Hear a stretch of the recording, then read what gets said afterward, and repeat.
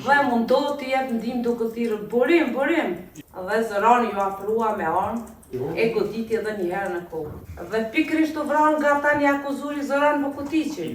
Motivi kësaj veprës penale ishte pikërisht sepse këta ishin shqiptarë. La u gjykim të formës prirë, për shkak të veprës penale krimi lufte. Bashkimin e këtyre 4 akuzave, kjo procedurë udhëhet në një rast të përbashkët, cita dispozitivave dhe që kemi të bëjmë tani me një vepër penale. Dhe kjo ishte arsyeja që prokuria ka rendit dispozitiva, por që kemi të bëjmë me një vepër penale. Unë dua të filloj të bëj arsyetimin se pse prokuria konsideron se i akuzuri Zoran Bokutiqi ka kryer veprën penale, për të cilën ngarkohet sipas prokurisë. Pyetja e parë e prokurisë niset nga parimi. A u vran pa persona? Burim Muli, Ekrem Millaku, Xhavet Millaku, Eshref Rashica, Fatmir Gërxhaliu, Adnan Bunjaku, fëmiu 14 vjeçar, Raman Ademi, Bajram Gërxhaliu, Abdyl Gërxhaliu, Enver Ustolli, Hamdi Fazliu, Abdullah Fazliu dhe Faredin Fazliu. Përgjigjja e prokurisë është kjo. Këta u vranë. Këto tregojnë raportet autopsisë. Po raportet e autopsisë tregojnë se këta persona u vranë pikërisht me armë zjarri. Dhe pikërisht u vranë nga tani akuzuri Zoran Bokutiqi.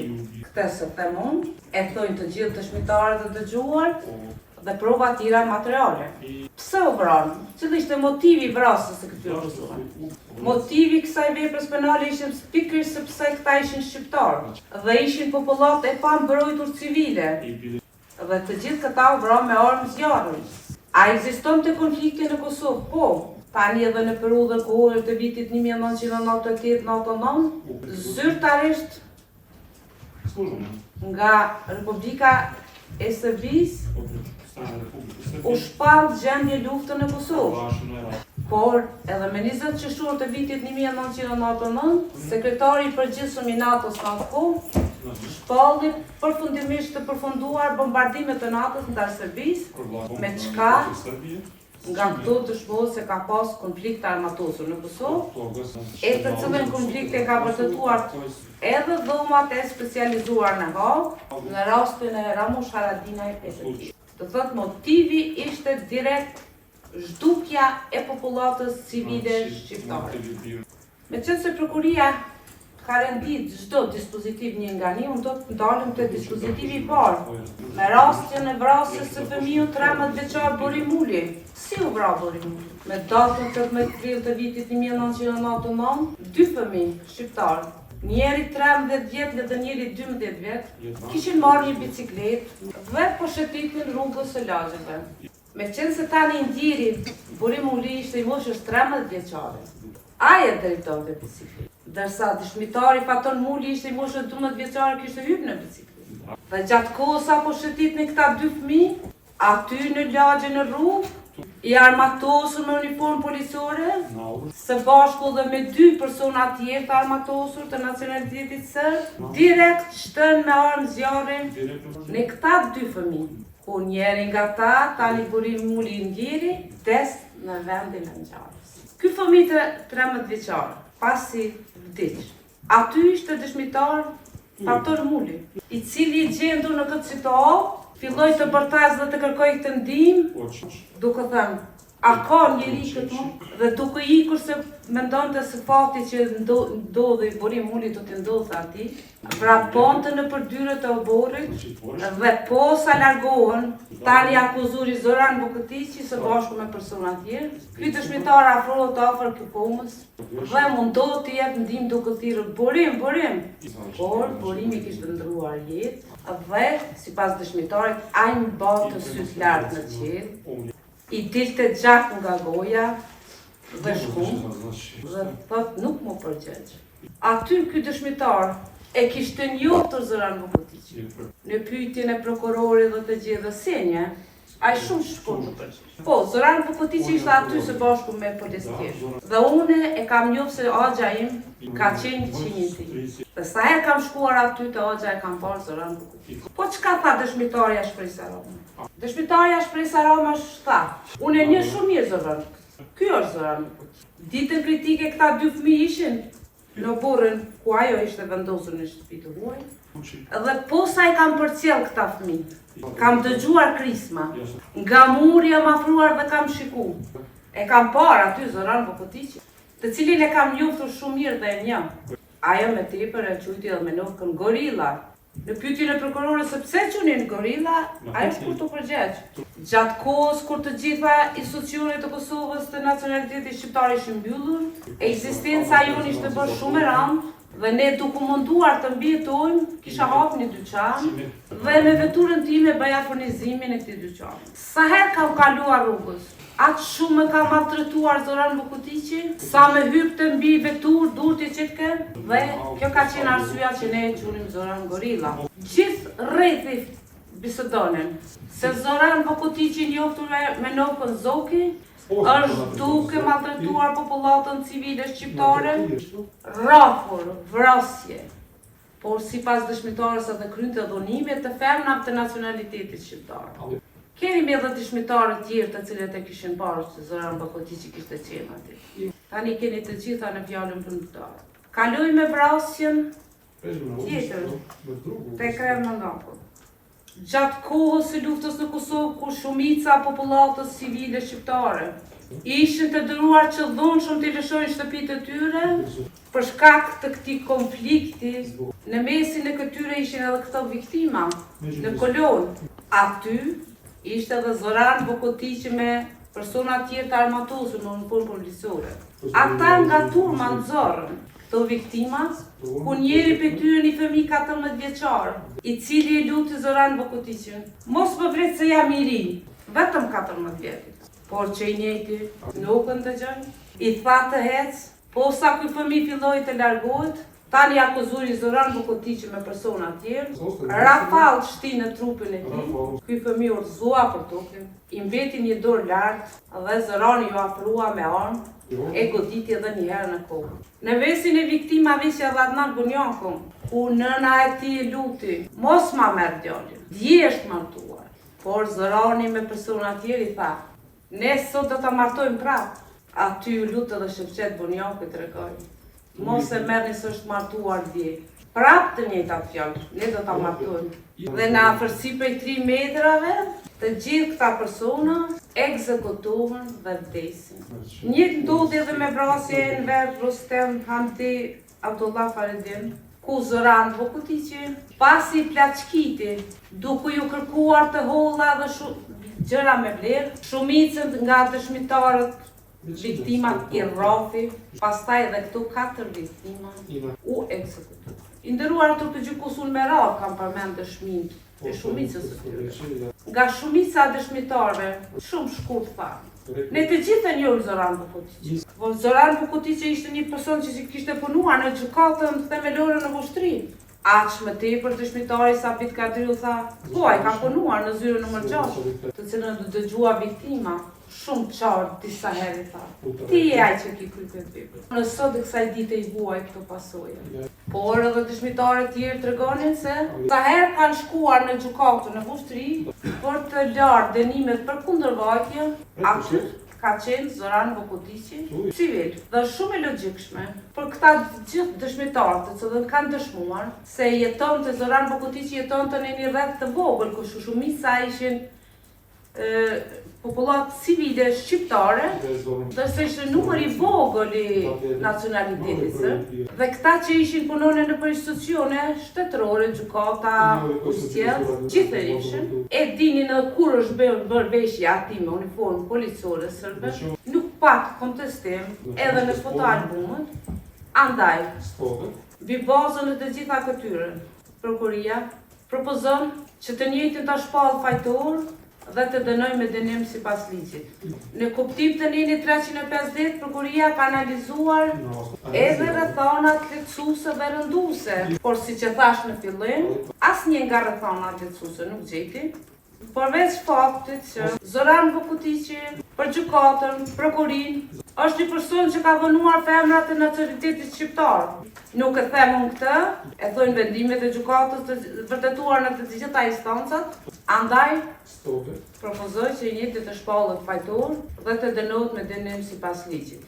Nderuar trupi gjykues, siç e keni parë në fjalën përfundimtare time në shkrim, unë pjesën e fundit ku gjykimi është mbajtur me dyert të mbyllura, kam propozuar që ajo pjesë të bëj arsyetimin, nëse shihni të arsyeshëm nëse është ajo fjalë përfundimtare, për shkak duke ruajtur gjithmonë konfidencialitetin ose e viktimës, ndërsa kjo pjesë ishte në rastin konkret, kjo vepër e motivit të ulët ka ndodhur. Këtë në seancën të cilën do dëgjua viktima, shumë qartë disa herë tha.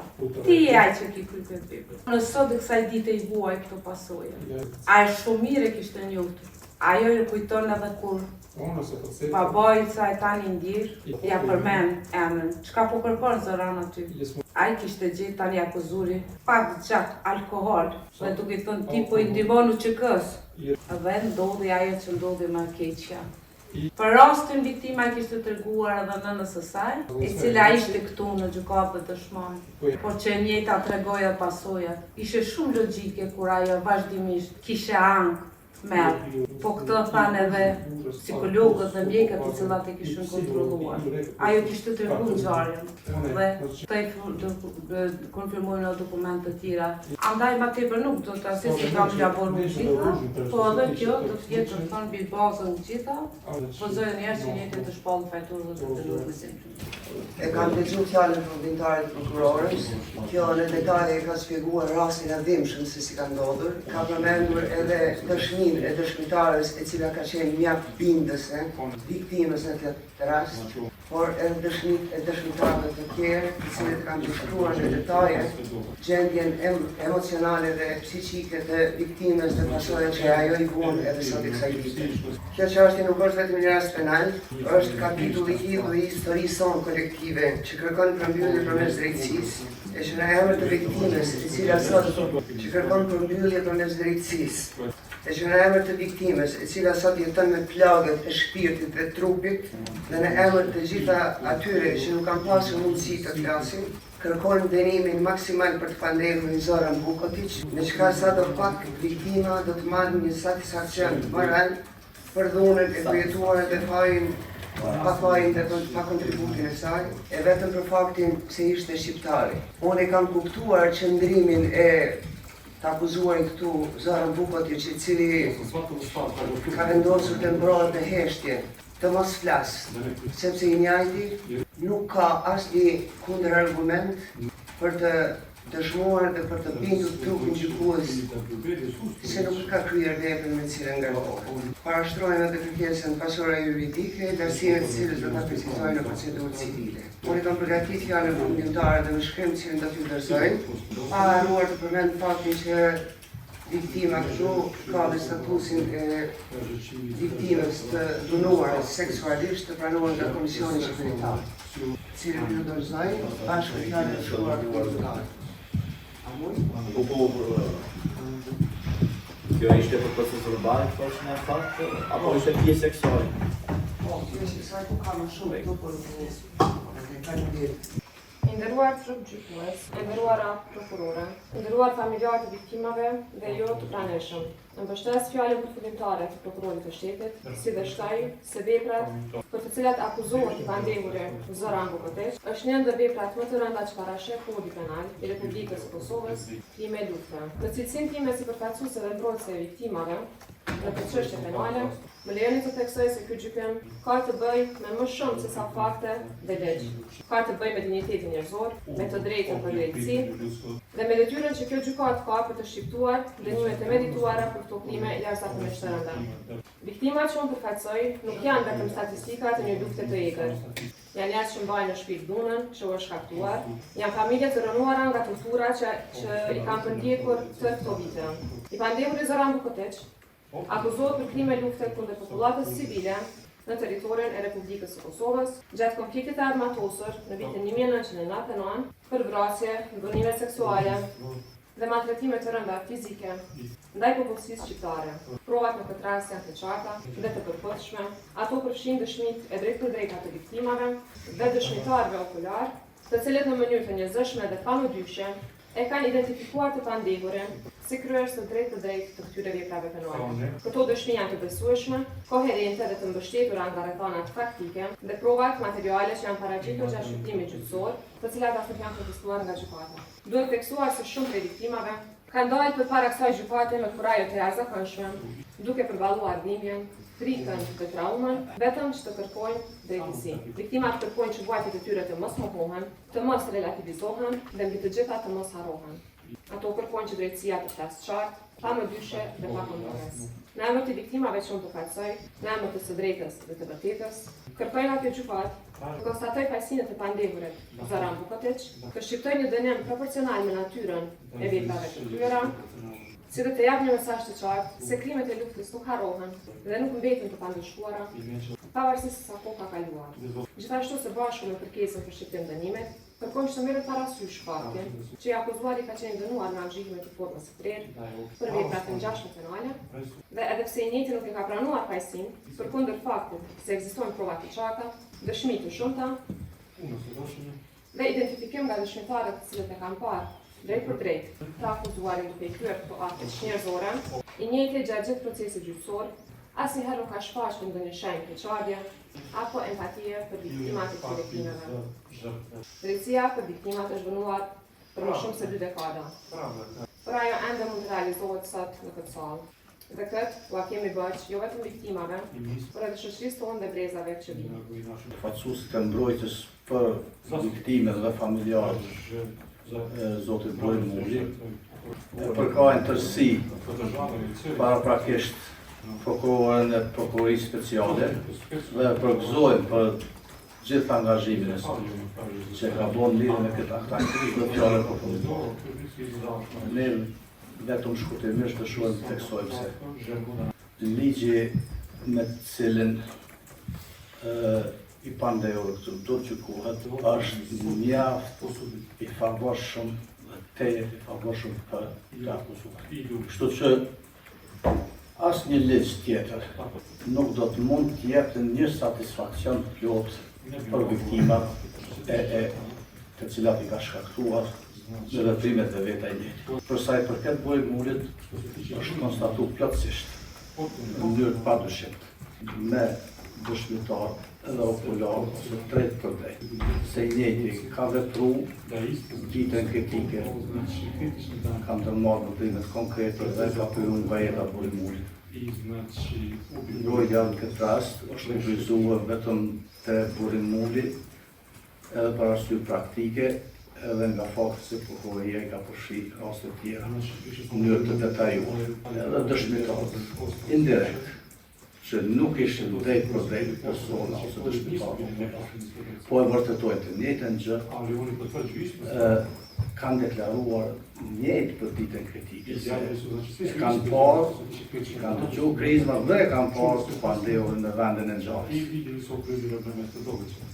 Prova tjera, padyshimta, të cilat kanë bërë me viktimet Borin Mullit gjithashtu janë ekzaminuar edhe nga autopsia, edhe nga prokuroria në mënyrë detajuar, edhe raportet e autopsisë dhe ekshumimet e ndryshme që në lidhje me viktimen e konstatojnë. Të gjitha këto prova dhe dëshmi janë administruar dhe para kësaj gjykate dhe është interesant se gjitha ato prova flasin mirë njëra me tjetrën. Që do të thotë nuk kundërshtohen, plotësisht në harmoni, janë njëra me tjetrën dhe si konsekuencë logjike do të ishte që i pandehurit shpallet fajton nga këtë trup i nderuar gjykus. Dhe të njëjtit të shqiptohet dënimi, po përsëris, dhe po përfundoj këtu këtë fjalë shkurt, se Ligji e favorizon mjaftueshëm. Значи да е за. Ky dënim edhe maksimal nuk do të ishte një dënim shumë posaçërisht të rëndë. Maksimalna kazna ne bi bilo mnogo. Kemi parasysh se gjykatat speciale ose ad hoc themeluara për raste të jashtme pashojnë dënime shumë atë. O ligji i cili respekton kodin jon penal dhe procedurës penale për kohën e kryerjes së veprës penale është një benefit i jashtëzakonshëm për pandehun sepse s'ka satisfakcion tjetër. Ju falenderoj. Ti je to sama videla. Dhe as e ka parë vetë këtë gjë. Sve same lažne optužbe. Të gjitha këto janë akuza të rrejshme. Ona pojma nema o tome ko je pucao Ajo lidhje nuk ka me atë se kush ka gjuajtur i ubio Muri Mamudija, dhe kush e ka vrarë Buri Muli, jer nije to videla. sepse këtë gjë nuk e ka parë. Napominjem da ja nisam počinio pomenuto krivično delo ubistva, Po e përsëris se unë nuk e kam kryer veprën penale të vrasjes, a tužilaštvo nema dokaze o tome. ndërsa prokuroria nuk ka prova në lidhje me këtë gjë. Prema tome predlažem sudsku veću Prandaj i propozoj trupit gjykues da donese jedinu moguću që ta sjell, da, i pravednu oslobađajuću presudu që ta sjell një atë gjykim të vetëm të mundshëm dhe lirues u ovom maratonskom sudskom procesu. në këtë proces gjyqësor maratonik. Poštovano sudsko veće, ja sam završio, izvinite što sam oduzeo previše vremena. I nduruar trup gjykues, unë e përfundova dhe ju kërkoj falje që ju ka marrë shumë kohë. I imao bih jedno pitanje za kraj, Dhe do ta kisha edhe një pyetje për të vezano je za ovo. në lidhje me këtë gjë, Ukoliko je moguće, nëse ka mundësi, kada bude izricanje presude, kur bëhet shpallja e gjykimit, da li postoji mogućnost da ja ne prisutujem suđenju? ne Izricanje presude, Ne da, prisutujem. da ne prisutujem. a ka mundësi që unë të mos marr pjesë, domethënë në seancën e shpalljes së gjykimit? Razlog je prost. Arsye është Došao ja, ne došao, isto će biti. erdha A, avokati po se një to do do? tjetë, por avokati do tjetë aty. Hvala. Faleminderit. I rikujton gjitha falet se lidhje me dëshmitarin BN, e cila sipas një vendimi të kësaj gjykate është shpallur urdhëruar që të ruhet anonimiteti i saj. Të gjitha falet kanë obligim që ta ruajnë anonimitetin. Prandaj, në një rast të tillë, falet mund të vazhdojnë të referohen rastin, por gjithnjë duke e ruajtur anonimitetin në përputhje me atë vendimin e kësaj gjykate. Ciao.